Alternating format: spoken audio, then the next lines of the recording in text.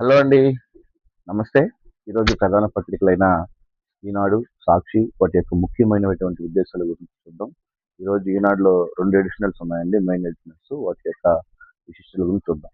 పోతే ఈనాడులోకి వెళ్దామండి. ముందుగా నిన్న మన విశాఖ ఉక్కు ప్లాంట్‌లో జరిగినటువంటి ప్రమాదం ఎలా జరిగింది? అది 2 ప్రమాదాలుగా జరిగాయటండి వెంటనే. వాటి గురించి ఈరోజు బ్యానర్ వార్తలో వేశారు. ఒకటి కాదు 2 ప్రమాదాలు. విశాఖ స్టీల్ ప్లాంట్‌లో మొదట ఎంఎస్‌సిఎం-2లో ఒకటి 60 టన్నుల ఉక్కు ద్రవం, కొద్దిసేపటికి ఎంఎస్‌సి-1లో కూడా పేలినటువంటి లాడిన్ అంటూ ఓ బ్యానర్ వార్త వేశారండి. ఒక బకెట్ ఉంటది. అది మొట్టమొదటగా ఎంఎస్ఎంఈ-2లో జరిగిందంట. అది 60 టన్నుల బకెట్ అంట. అది జరిగిన వెంటనే ఎంఎస్‌సి-1లో కూడా ఈ లాడిన్ పేలిందంట. దానివల్ల ఇంత పెద్ద ప్రమాదం జరిగింది అంటూ ఓ బ్యానర్ వార్తలో వేశారు. విశాఖ ఉక్కు కర్మాగారంలో సోమవారం ఒక ప్రమాదం కాదు, ఒకేలాంటి 2 ప్రమాదాలు చోటు చేసుకున్నట్లు తేలింది. స్టీల్ స్టీల్ మెల్ట్ షాప్ అంటే ఎంఎస్ఎంఈ-1లో పేలినటువంటి ప్రమాదం జరగడానికి ముందే ఎంఎస్ఎంఈ-2లో కూడా దుర్ఘటన వెలుగులోకి వచ్చింది. సోమవారం సాయంత్రం 3:57 గంటలకు లాడిన్లో పేలుడు సంభవించిన సుమారు 60 టన్నుల ఉక్కు ద్రవం ఒలికిపోయింది. కన్వర్టర్ నుంచి సెకండరీ మెల్చరీలోకి లాడిన్ వచ్చేటప్పటికి కారు నిలిపి క్రేన్తో ఎత్తే సమయంలో ఈ బ్లాస్టింగ్ జరిగినట్లు గుర్తించారు. శాశ్వత ఉద్యోగులు 4, ఇన్ఛార్జీలు 2, 10 మంది కళాశీలు మొత్తం 16 మంది ఈ ప్రమాదం తప్పించుకున్నారు. ప్రమాదం గురించి తెలిసి తోటి ఉద్యోగులు ఫోన్లు చేయగా యోగక్షేమాలు చెప్తూ మృత్యుంజయం అంటూ వాట్సాప్ గ్రూపుల్లో మెసేజ్లు పెట్టారు. ఆ గ్రూపులు కొద్దిసేపటికి 4:25 గంటలకు ఎంఎస్‌సి-1లో భారీ పేలుడు సంభవించి 8 మంది అక్కడికక్కడికే మరణించారు అంటూ బ్యానర్ వార్తని ఈనాడులో ప్రచురించారు. నేను ఎలా జరిగింది ఏంటి అని. పోతే మృతుల కుటుంబానికి 25 లక్షల పరిహారం అంటండి. క్షతిగాత్రులకు ఒక్కొక్కరికి 10 లక్షలు, మరణించిన రెగ్యులర్ ఉద్యోగులకు అన్ని ప్రయోజనాలు కలిపి 1.72 కోట్లు అంటండి. ఉప ముఖ్యమంత్రి పవన్ కళ్యాణ్ నిన్న హాస్పిటల్కి వెళ్ళి విశాఖ కిమ్స్ హాస్పిటల్కి వెళ్ళి క్షతగాత్రులను పరామర్శించినటువంటి తీరుని మనం ఆల్రెడీ చూసాం. పరిహారం ప్రకటించి చేతులు దులిపేసుకోం, బాధితుల కుటుంబాలకు అండగా ఉంటాం మంత్రి నారా లోకేష్ దాని గురించి 3వ పేజీలో ఇచ్చారు. దాని గురించి మనం కూడా మళ్ళీ లోపలికి వెళ్ళి చూస్తాం. 3వ పేజీలో చాలా క్లియర్గా ఇచ్చారండి ఎలా జరిగింది ఏంటి అని. 20 లక్షలు క్షతిగాత్రులు ఒక్కొక్కరు 10 లక్షలు, మరణించిన రెగ్యులర్ ఉద్యోగులకు అన్ని ప్రయోజనాలు కలిపి 1.72 కోట్లు. ఇలాంటి ప్రమాదాలు మనం చూసుకుంటాం. స్టీల్ ప్లాంట్లను ఆధునీకరించాలి, విశాఖలో ఉప ముఖ్యమంత్రి పవన్ కళ్యాణ్ క్షతగాత్రుల పరామర్శ అంటూ నిన్న పవన్ కళ్యాణ్ గారు అక్కడికి వెళ్ళి మాట్లాడినటువంటి దాని గురించి చూద్దాం. ప్రస్తుత పరిస్థితులు ఆధారంగా చూస్తే విశాఖ ప్లాంట్లను ఆధునీకరించాల్సినటువంటి అవసరం కనిపిస్తుంది. ఉప ముఖ్యమంత్రి పవన్ కళ్యాణ్ అన్నారు. విశాఖ ఉక్క దుర్ఘటనలకు బాధ్యులను పరామర్శించేందుకు మంగళవారం విశాఖ వచ్చినటువంటి ఆయన విలేకరులతో మాట్లాడారు. ప్రమాదంలో మృతి చెందిన వారి కుటుంబాలకు ఒక్కొక్కరికి 25 లక్షలు, క్షతగాత్రులకు 10 లక్షలకు ప్రభుత్వం పరిహారం అందిస్తుందన్నారు. మృతి చెందిన ఒక్కో రెగ్యులర్ ఉద్యోగి కుటుంబానికి అన్ని రకాల ప్రయోజనాలు కలుపుకొని 1.72 కోట్ల ఒప్పందం ఉద్యోగులకు 45 లక్షల పరిహారం అందుతుందని పేర్కొన్నారు అంటూ బ్యానర్ వార్త చూడొచ్చు. బాధిత కుటుంబాలకు పరిహారం అందజేత అంటే అప్పుడే యాజమాన్యం పరిహారం అందజేసేదండి. ఉక్కు ప్రమాద మృతులకు మంగళవారం సాయంత్రం ఉక్కు యాజమాన్య పరిహారం అందజేసింది. అంగనం పూజాడికి చెందినటువంటి నక్కరాజు అప్పరాజు గొంతిన భానుకుమార్ కుటుంబం సభ్యులకు ఒక్కొక్కరికి 25 లక్షలు చొప్పున చెక్కును అందజేసింది అంటూ నిన్న వాళ్ళ యొక్క బాధితులకు కూడా నిన్న చెక్కును అందజేశారు. దాని గురించి మనం బ్యానర్ వార్తలో చూడొచ్చు. పోతే కంటిన్యూషన్ అండి, మొదటి పేజీలోకి వెళ్దాం.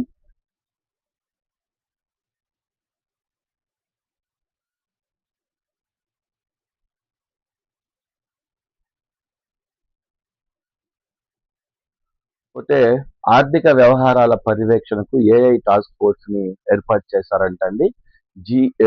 జిఎస్టి సహా అన్ని రకాల పన్ను వసూళ్లకు సాంకేతిక వినియోగం, జిఎస్డిఏ వృద్ధి లక్ష్యంగా శాఖల వారి ప్రణాళిక, స్థూల ఉత్పత్తి లక్ష్యాలకు పనితీరు సూచనపై సమీక్షలో సీఎం చంద్రబాబు నాయుడు అంటూ ఓ బ్యానర్ వార్త చూడొచ్చు. రాష్ట్రంలో పన్ను వసూళ్లకు సంబంధించిన ఆర్థిక వ్యవహారాల రియల్ టైంలో పర్యవేక్షించేందుకు ఏఐ టాస్క్ ఫోర్స్ ను ఏర్పాటు చేయాలని అధికారులకు ముఖ్యమంత్రి చంద్రబాబు నాయుడు ఆదేశించారు. జీఎస్టీ సహా పన్ను వసూళ్లకు పూర్తి సాంకేతికను వినియోగించాలని, మౌలిక సదుపాయాల కల్పనకు చేసే వ్యయంపై 3.5 రెట్ల మేర ఆర్థిక కార్యకలాపాలు జరిగేల అవకాశం ఉంటుంది. దీన్ని ఎప్పటికప్పుడు పర్యవేక్షిస్తూ ఆర్థిక వృద్ధి సాధించాలి అని నిర్దేశించారు అంటూ ఓ బ్యానర్ వార్తని మనం చూడొచ్చు. అలాగే ప్రభుత్వ సేవలను నియమించడానికి కూడా ఒక ప్రత్యేక యాప్ని తయారు చేశారంటండి. దాని గురించి మనం చూడొచ్చు. పోతే ఇంకా మీనాక్షి నటరాజన్కు ఎదురు దెబ్బ, రాజ్యసభ నామినేషన్ తిరస్కరణ, అఫిడవిట్లో క్రిమినల్ కేసులు దాచిపెట్టారంటూ చర్య, సీటు చోరీకి అభివర్ణించినటువంటి కాంగ్రెస్, ఎఫ్ఐఆర్ నమోదు కాలేదని ఆక్షేపణ, నేడు ఈసీతో భేటీ నిర్ణయం అంటూ బ్యానర్ వార్త చూడొచ్చు. నామినేషన్ తిరస్కరణకు గురువారంతో విచారణ వందంతో మధ్యప్రదేశ్ అసెంబ్లీ ఆవరణ నుంచి వెళ్లిపోతున్నటువంటి మీనాక్షి నటరాజన్ అంటూ బ్యానర్ వార్త చూడొచ్చండి. మధ్యప్రదేశ్ లో 3 రాజ్యసభ స్థానాలకు త్వరలో ఎన్నికలు జరగనున్నటువంటి వేళ కాంగ్రెస్ అభ్యర్థి మీనాక్షి నటరాజన్ కు గట్టి ఎదురుదెబ్బ తగిలింది. రాజ్యసభ సభ్యత్వానికి ఆమె దాఖలు చేసినటువంటి నామినేషన్ ను రిటర్నింగ్ అధికారులు మంగళవారం తిరస్కరించారు. తనపై నమోదైన ఓ కేసుకు సంబంధించినటువంటి సమాచారాన్ని దాచిపెట్టినటువంటి నేపథ్యంలో ఆ నామినేషన్ ను తిరస్కరించినట్లు మధ్యప్రదేశ్ శాసనసభ అధికారి ఒకరు వెల్లడించారు అంటూ వార్త చూడొచ్చు. విబిజి రామన్ రాష్ట్రంతో వాటా 5,138 కోట్లు అంటండి మనకు వచ్చింది. అత్యధిక నిధులు సాధించినటువంటి రాష్ట్రంలో మనది 3వ స్థానంలో ఉంది. కేంద్రం నుంచి వచ్చేటువంటి వాటా అండి. దాని గురించి కూడా లోపల పేజీలో ఉంది, చూద్దాం. పోతే పెట్టుబడి రాయితీ ఇంకెప్పుడు, గతేడాది అక్టోబర్లో దెబ్బతీసినటువంటి మందా తుఫాన్, 4.19 లక్షల ఎకరాల్లో వ్యవసాయ ఉద్వాసన, పంట నష్టం, 411 కోట్ల సాయం కోసం రైతుల ఎదురుచూపు అంటూ అప్పుడెప్పుడో జరిగినటువంటి ముందా తుఫాన్ యొక్క నష్టం ఇంతవరకు కేంద్రం నుంచి అందలేదు. దాని గురించి ఒక వార్త రాశారు. మందా తుఫాన్ గత ఏడాది అక్టోబర్ 25 జిల్లాల పరిధిలోని 4.19 లక్షల ఎకరాలను నీటి ముంచినటువంటి రైతులు భారీగా నష్టపోయారు. ప్రభుత్వం పంట నష్టం వివరాలు తయారు చేసింది. అయితే ఇప్పటి వరకు పెట్టుబడి రాయితీ విడుదల చేయలేదు. సుమారు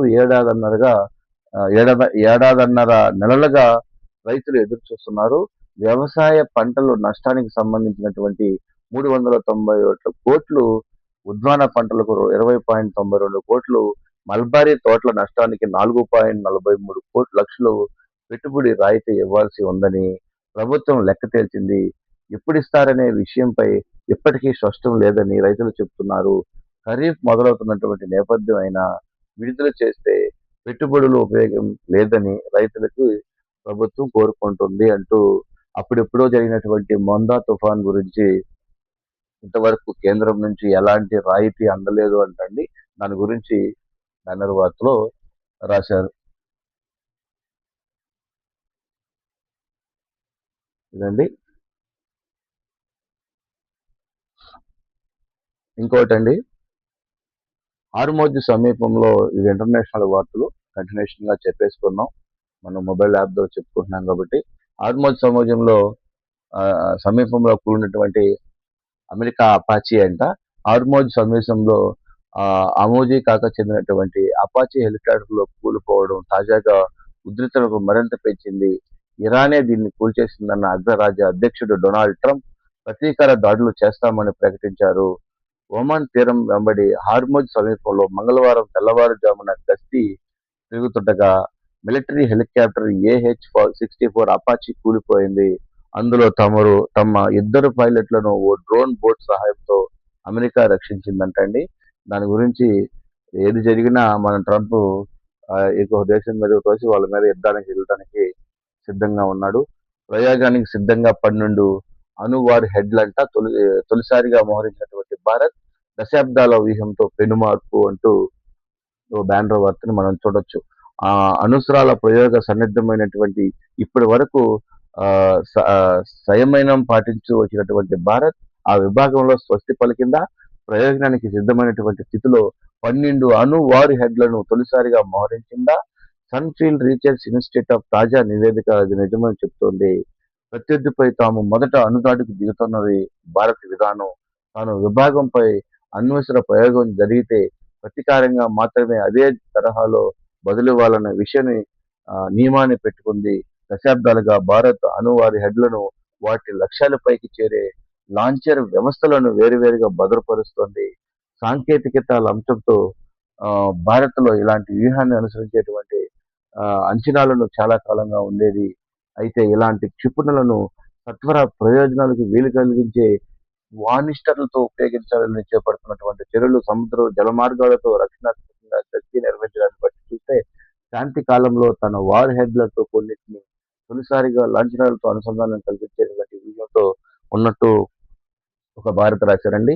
ఇప్పటి వరకు మనం ఏ దేశమైనా అణుదాడులు జరిగితే మనం మనం ఇంకొక దేశం మీద ఆధారపడమే అండి. అలాంటిది తొలిసారిగా 12 అణువారి హెడ్లను తయారు చేసుకుందంట భారత్. మనం కూడా సిద్ధంగా ఉన్నాము అని చెప్తూ ఒక బ్యానర్ వార్తని చూడొచ్చు. నేడు ఎన్డీఏ భేటీ ప్రభుత్వానికి పుష్కర పుష్కరం పూర్తయినటువంటి నేపథ్యంలో ఎన్నికైనటువంటి ప్రధాని నిరంతరాయంగా సుదీర్ఘ కాల మోడీగా కొనసాగించినటువంటి సందర్భంగా ఆయనకి శుభాకాంక్షలు వెల్లవిచ్చారు. దాని గురించి చూద్దాం. ఎన్డీఏ ప్రభుత్వం 12 ఏళ్లు పూర్తి చేసుకున్నటువంటి నేపథ్యంలో ఎన్నికైన ప్రధానుల్లో నిరంతరాయంగా సుదీర్ఘకాలం కొనసాగినటువంటి నేతల్లో మోదీ రికార్డు సృష్టించినటువంటి సందర్భంగా బుధవారం ఎన్డీఏ భేటీ జరగనుంది. ఢిల్లీలో భారత్ మండపంలో ప్రతిష్టాత్మకంగా నిర్వహించినటువంటి ఈ సమావేశంలో ప్రధాని మోడీతో పాటు ఎన్డీఏ భాగస్వామ్య పక్షాలైనటువంటి కీలక నేతలు, ముఖ్యమంత్రులు, ఉప ముఖ్యమంత్రులు పాల్గొననున్నారు. Andhra Pradesh CM, deputy CM Chandrababu Naidu, Pawan Kalyan హాజరు కానున్నారు అంటూ ఓ బ్యానర్ వార్త చూడొచ్చు. తీర్మానం ప్రవేశపెట్టనున్నటువంటి చంద్రబాబు ఆ రోజే ఏదో తీర్మానం ప్రవేశపెడతారంటండి. ప్రధాని మోడీని అభినందిస్తూ ఎన్డీఏకు ఆయన నాయకత్వానికి కృతజ్ఞతలు తెలియజేస్తూ సమావేశంలో తీర్మానం చేయనున్నారు. దీనికి ఏపీ ముఖ్యమంత్రి చంద్రబాబు ప్రవేశపెడతారు. నాగాలాండ్ సీఎం నెహ్రూ రియో బలపరుస్తారు. పలువురు ఎన్డీఏ నేతలు ఈ సందర్భంగా మాట్లాడతారు అంటూ బ్యానర్ వార్త చూడొచ్చు. ఇది మోడీ గారి మార్కులు మహిళా అభ్యర్థులకు కాంగ్రెస్ అంటూ ఓ బ్యానర్ వార్త. రాహుల్ గాంధీ గారు మాట్లాడినట్టు చూడొచ్చు. హత్య కేసు అప్పీళ్ల విచారణకు 40 ఏళ్ల వాజ్యాలు అసాధారణం, జాప్యంపై సుప్రీంకోర్టు ఆందోళన అంటూ ఒక హత్య కేసు అప్పీలుపై విచారణకు 40 ఏళ్లు పడుతుందంట. దాని గురించి బ్యానర్ వార్త ఇచ్చారు. అలహాబాద్ హైకోర్టులో అపష్కరిత వాద్యాల సంఖ్య భారీ స్థాయిలో పెరిగిపోవడంతో సర్వోన్నత న్యాయస్థానం తీవ్ర ఆందోళన వ్యక్తం చేసింది. ప్రస్తుత పరిస్థితికి తమకు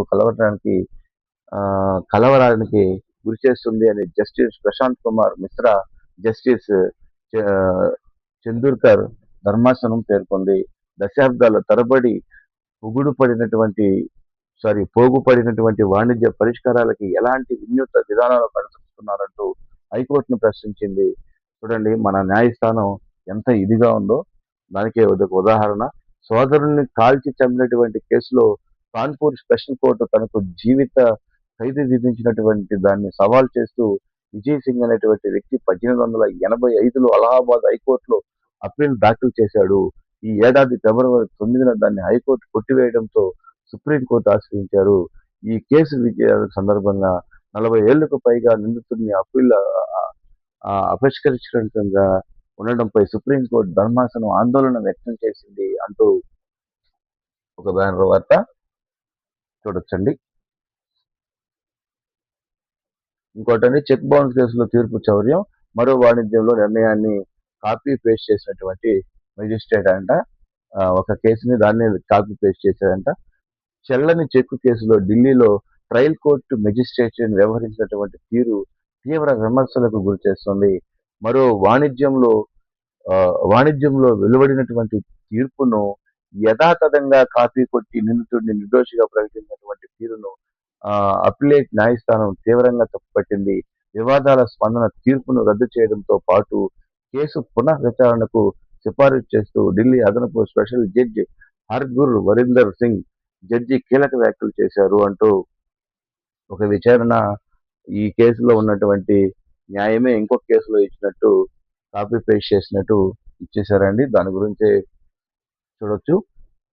ఇంకొక బ్యానర్ వార్త అండి, ఇంకొక మెయిన్ వార్త అండి. నిశ్చితంగా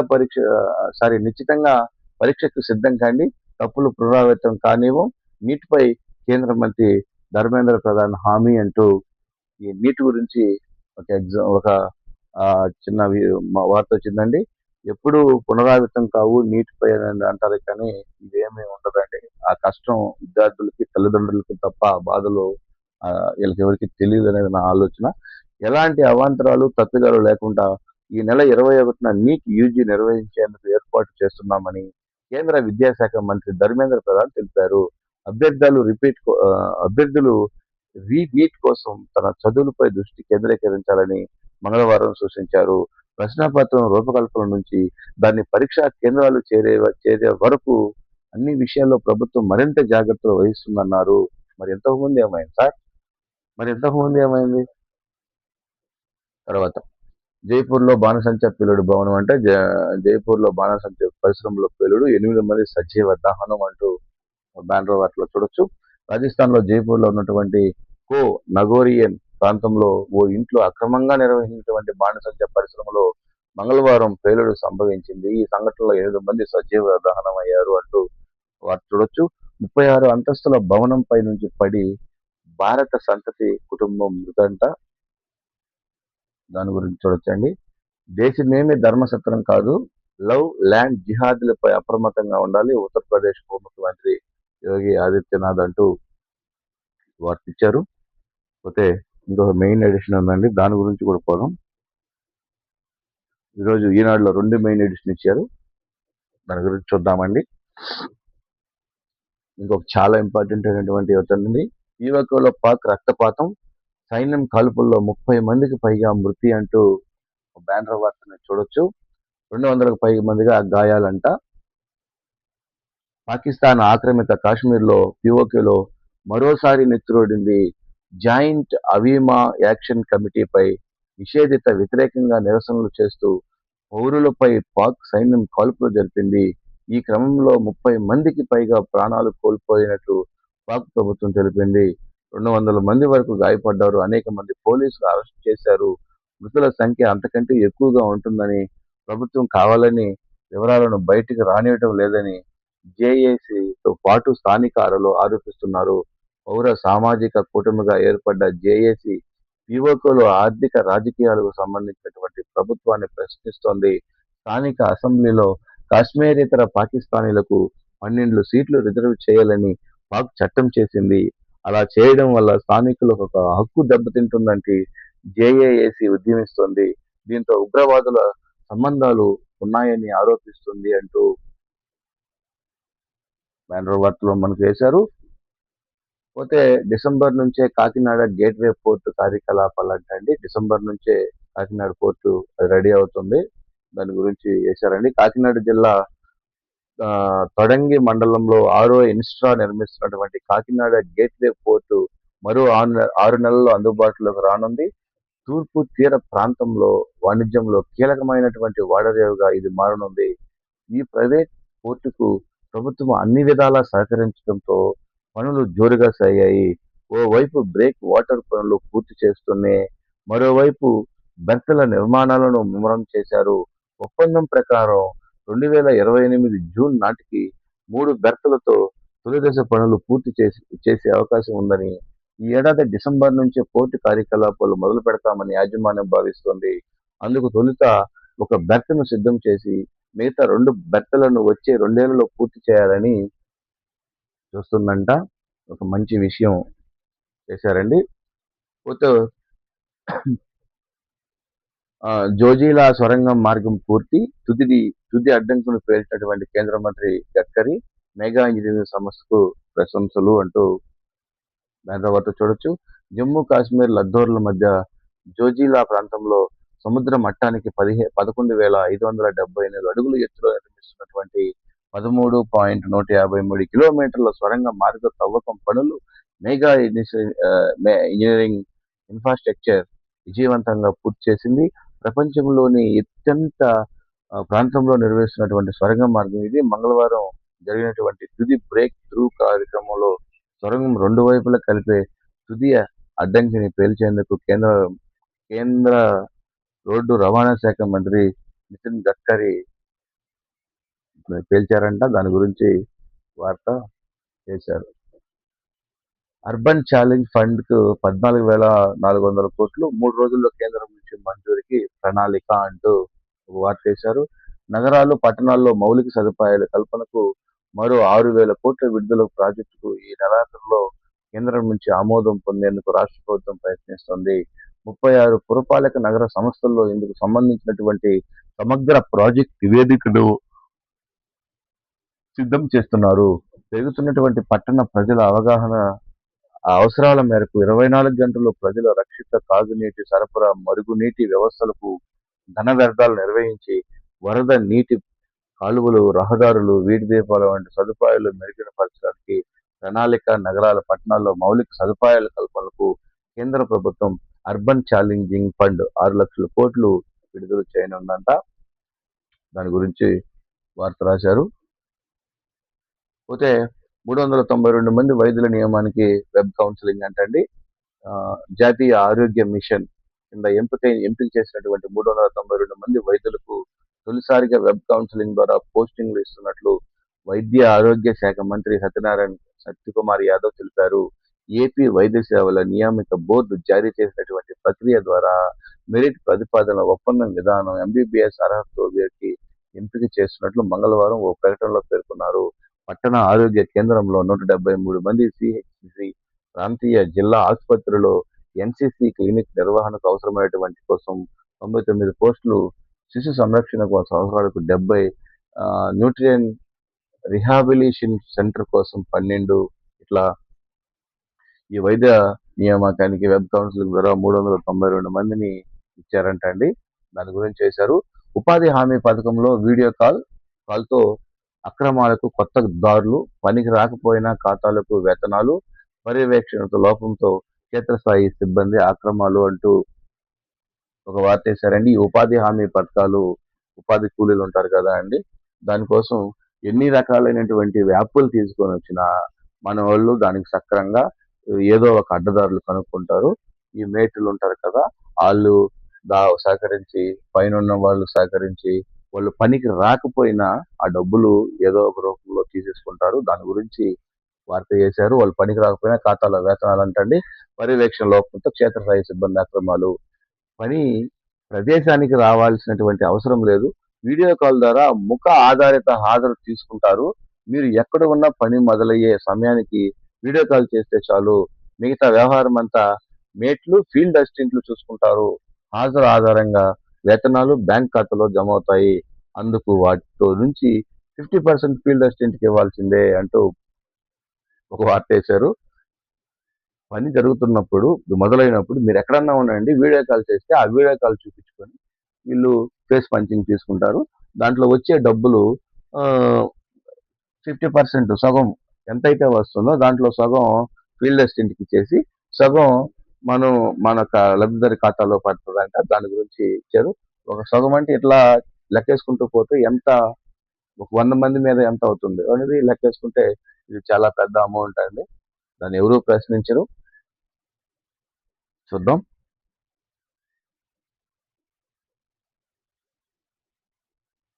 చెప్పుకున్నామండి, దీని గురించి చెప్పుకున్నాం.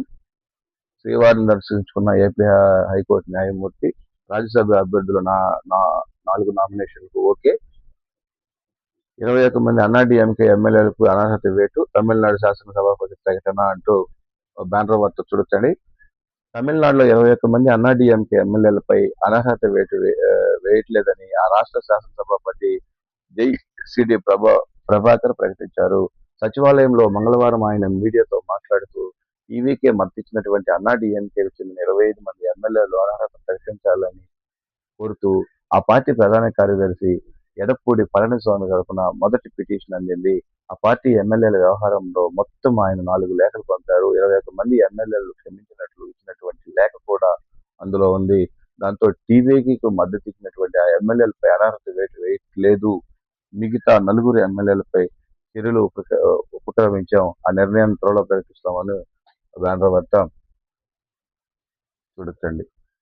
ఇది చదువుకున్నాం. మీనాక్షి నటరాజన్ ఏదో దెబ్బ అంటూ చూసుకున్నాం. సో ఇదండి. ఒకసారి మనం సాక్షికి వెళ్దాం. సాక్షిలో ఏముందో ఒకసారి చూద్దాం. పోతే సాక్షిలో అండి ఇంపార్టెంట్ వార్తలు ఒకసారి చదువుకుందాం. నిన్న విశాఖ ఉక్కులో జరిగినటువంటి ప్రమాదంపై నిన్న హాస్పిటల్కి వెళ్ళినటువంటి కార్యక్రమంలో లోకేష్ గారు సీరియస్ అయ్యారంట. దాని గురించి ఈరోజు బ్యానర్ వార్తలు రాశారు. మీ కుటుంబాల్లో ఎవరైనా చనిపోయారా? ఇక్కడ నుంచి వెళ్ళిపోండి. కేజీహెచ్ వద్ద కార్మిక సంఘాలపై లోకేష్ కశుబుస్సు. స్టీల్ ప్లాంట్ ప్రైవేటీకరణ కాకుండా తామే కాపాడామని వ్యాఖ్య. ఈ ప్రభుత్వం వచ్చిన తర్వాత ప్లాంట్ నిర్వీర్యమైపోతున్నటువంటి కార్మికుల నేతలు, కార్మిక సంఘాలతో లోకేష్ వ్యవహారం శైలిపై తీవ్ర విమర్శలు అంటూ బ్యానర్ వార్తలో రాశారు. చూద్దాం. దీని మీద కూడా రాజకీయాలు అప్పుడే మొదలైనాయి. చనిపోయిన కుటుంబాలను పరామర్శించి వాళ్ళకి ఏదో ఆర్థిక సహాయం చేస్తుందంటే ఒక్కొక్క స్టైల్లో వాళ్ళు ఒక్కొక్క స్టైల్గా రాసుకుంటున్నారు. లోటుపాట్లు అర్థం చేసుకోవడం అలాంటి వాళ్ళ కాదు. ప్రమాదాలపై అవసరమైతే ఒకరోజు తీసుకుని అర్థం చేసుకోవడానికి ప్రయత్నిస్తా డిప్యూటీ సీఎం పవన్ కళ్యాణ్ గారు మాట్లాడిన దాని గురించి ఇచ్చారు. పోతే సాక్షిలో ఈరోజు చాలా పెద్ద బ్యానర్ వార్త, మాటల్లో మద్దతు ధర తోతాపురికి ఉరి అంటూ బ్యానర్ వార్త చూడొచ్చు. సిండికేట్ గా మారిన ఫ్యాక్టరీలతో చంద్రబాబు ప్రభుత్వం కొమ్మక్కు. గుజ్జు నిల్వలు లేకపోయినా కొనుగోలుకు ఫ్యాక్టరీలు విముఖత అంటూ బ్యానర్ వార్త చూడొచ్చండి. ఫలితంగా ఈ ఏడాది కొనేవారు లేక తలెడుతున్నటువంటి మామిడి రైతులు మార్కెట్లో మద్దతు ధర దక్కక తీవ్ర ఆందోళన. ర్యాంపుల వద్ద టన్నుకు 3 నుంచి 5 వేలకు మించినటువంటి పలకని ధర. టన్ను 5,000 నుంచి 6,000కు మించి కొనుగోలు చేయని ఫ్యాక్టరీలు. ఇంకా ధర తగ్గించేలా దళాలు మాయాజాలం. మార్కెట్లో 7,000 ధర పలుకుతున్నటువంటి ప్రభుత్వం. చిత్తూరు, తిరుపతి, అన్నమయ్య జిల్లాలో 44 గుజ్జు ఫ్యాక్టరీల్లో 7 మాత్రమే ప్రాసెసింగ్ అంటండి. దాని గురించి ఈ తోతాపురి మామిడి రైతులు ఉంటారు కదా, వాళ్ళ గురించి వాళ్ళ స్టైల్లో వార్త రాసుకుంటూ వచ్చారు.